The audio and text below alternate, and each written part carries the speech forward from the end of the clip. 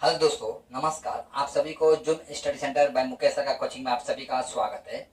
आज मैं आप सभी के सम्मुख मुगल सम्राट जहांगीर का पत्नी नूर जहां से संबंधित आज की क्लास में मैं डिस्कस करने वाला हूं। तो समय न गंवाते हुए हम टॉपिक्स की ओर बढ़ना चाहूंगा। इससे पहले आप सभी से आग्रह है, यदि आप नए हैं तो मेरा चैनल को सब्सक्राइब कर दीजिए और इस वीडियो में अंत तक बना रहिएगा। वीडियो स्किप करके मत देखिएगा। देखिए, आज का मेरा टॉपिक है नूरजहां।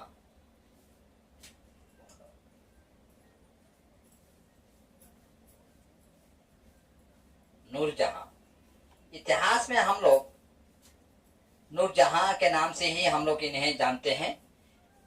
ये मुगल साम्राज्य का सबसे खूबसूरत महारानी थी, जिनका वास्तविक नाम था आपका मेहरुन्निसा।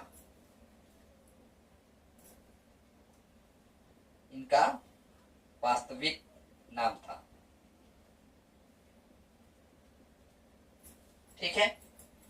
इनका पिता जो थे आपका,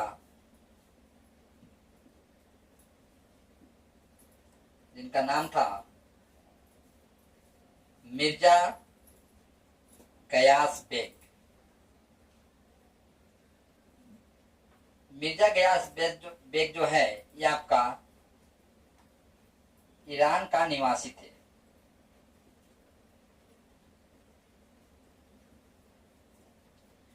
हम देखते हैं आपका मुगल डायनेस्टी में ऐसे बहुत सारे शासक हैं जो कि मिडिल ईस्ट से भारत में आते हैं। उसी में से एक आपका ये मिर्जा गयास बेग भी थे।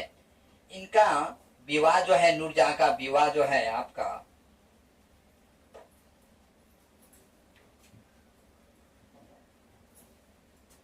इनका फर्स्ट विवाह जो है आपका, इनका दो विवाह होता है। फर्स्ट विवाह जो है आपका, जो कि अली कुली बेग के साथ होता है। अली कुली बेग के साथ होता है। तो इनका जो अली कुली बेग के साथ विवाह जो हुआ था, वो सन था आपका 1594 ईस्वी में। ठीक है। और देखिए, अली कुली बेग जो है एक काम करता है, यहाँ एक शेर को मार देता है।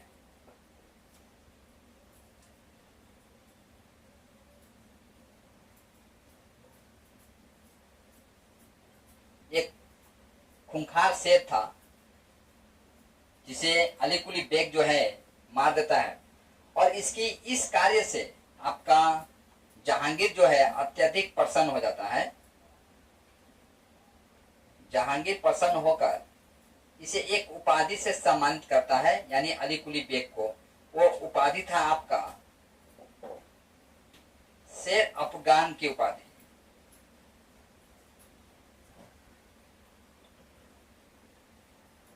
ठीक है। परीक्षा में यहां से पूछा जा सकता है कि अली कुली बेग को शेर अफगान की उपाधि से किसने सम्मानित किया था। तो जहांगीर ने अली कुली बेग को शेर अफगान की उपाधि से सम्मानित किया था। ठीक है।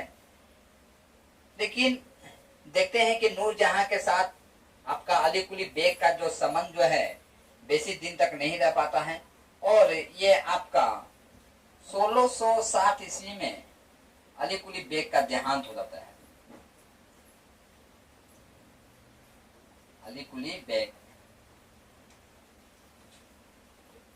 का देहांत हो जाता है। जब अली कुली बेग का देहांत हो जाता है तो मेहरुन्निसा जो है, यानी नूरजहां जो है, विधवा हो जाती है।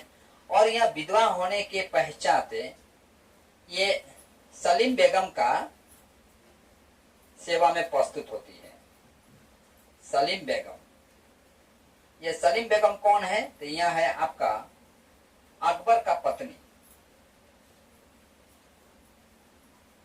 देखिए, अकबर का कई पत्नियां था, याद रखिएगा। हालांकि जोधा अकबर सबसे फेमस पत्नी कहा जा सकता है, लेकिन अकबर का कई पत्नी था। उसमें से आपका सलीम बेगम भी था। तो सलीम बेगम की सेवा में आपका नूरजहां जो है प्रस्तुत होती है। और वहीं पर आपका एक त्योहार होता है इस्लाम में, जिस त्योहार को हम आपका नौरोज कहते हैं।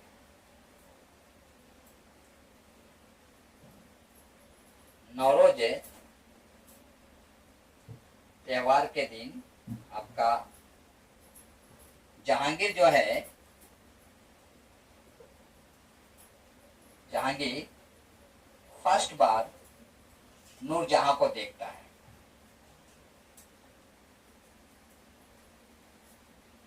और जाहिर सी बात है, फर्स्ट बार में देखने के पश्चात और नूरजहां, जैसे कि मैं आपको प्रारंभ में ही बताया कि नूरजहां अत्यधिक खूबसूरत महिला थी, तो इसका फर्स्ट टाइम में ही नूरजहां के साथ जहांगीर का प्रेम हो जाता है। और आपका हम देखते हैं कि 1611 ईस्वी में जहांगीर और नूरजहां दोनों एक सूत्र में बन जाते हैं। अब देखिए, जहांगीर तो उतना प्रशासनिक नीतियों में सुदृढ़ नहीं था, लेकिन नूरजहां जो है प्रशासनिक नीतियों में अत्यधिक सुदृढ़ एक कन्या थी। यही कारण है कि आपका जहांगीर जो है स्वयं अपना आत्मकथा में वो लिखता है कि मैंने एक गिलास शराब और 2 पीस कबाब के लिए मैंने दिल्ली का सिंहासन नूरजहां को समर्पित कर दिया। यानी जहांगीर जो है आपका अयासी स्वभाव का व्यक्ति था। वह हमेशा शराब और कबाब में ही व्यस्त रहता था। प्रारंभ अवस्था में हम देखते हैं कि जहांगीर का कुछ कंडीशन जो है अच्छा है, लेकिन लास्ट तक हम देखते हैं जहांगीर का कंडीशन जो है अत्यधिक खराब है हो जाता है।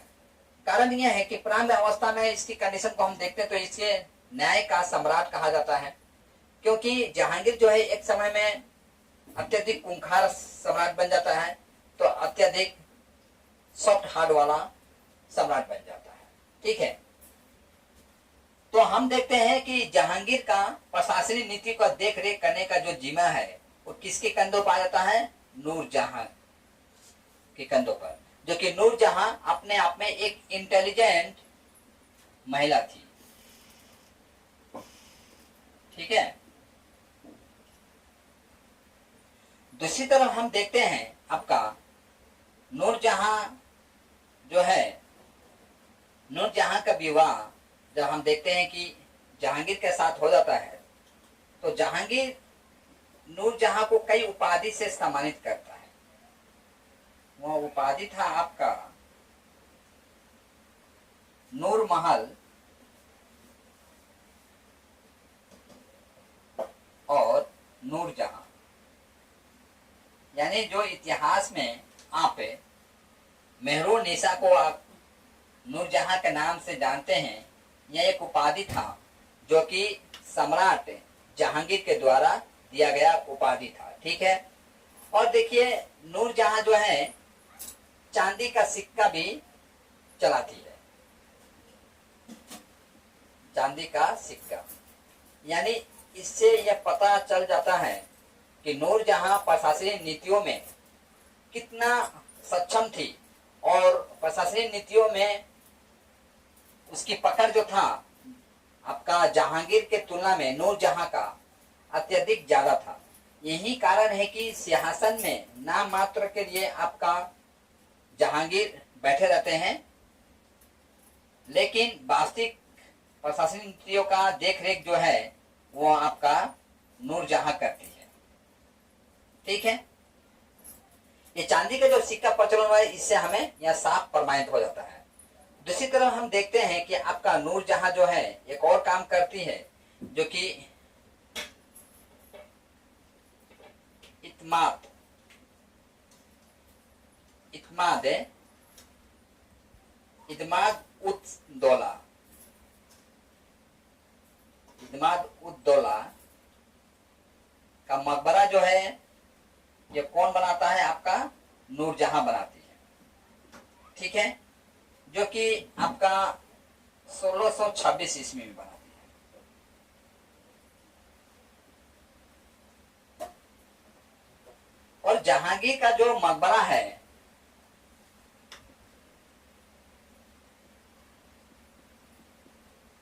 जहांगीर का मकबरा वह नूरजहां बनाती है आपका 1637 ईस्वी में। 1637 ईस्वी में आपका शाहजहां का शासन चल रहा है। शाहजहां जो है आपका किसका पुत्र है आपका? तो शाहजहां पुत्र है आपका जहांगीर का। ठीक है, तो इस हिसाब से मैंने नूरजहां से संबंधित उन बेसिक इंफॉर्मेशन में आपके सम्मुख रखने का प्रयास किया हूं, जो कि यहां से परीक्षा में कभी काल पूछा गया प्रश्न है। पहला इंपॉर्टेंट यहां पर यह है कि पूछा जाता है कि परीक्षा में कि नूरजहां का वास्तविक नाम क्या था। ठीक है, महरूम निसा। ठीक है, जहांगीर का मकबरा किसने बनाया था? दूसरा इंपॉर्टेंट। ठीक है, इत्माद उद दौला का मकबरा किसने बनाया था और कब बनाया था? तीसरा इंपॉर्टेंट निकल के आता है तो 1626 ईस्वी में। ठीक है, यहां से दो प्रश्न निकल के आता है, इत्माद उद दौला का मकबरा किसने बनाया था और कब बनाया था। यहाँ पर 4 नंबर इंपॉर्टेंट ये निकल के आता है। दूसरी नंबर आपका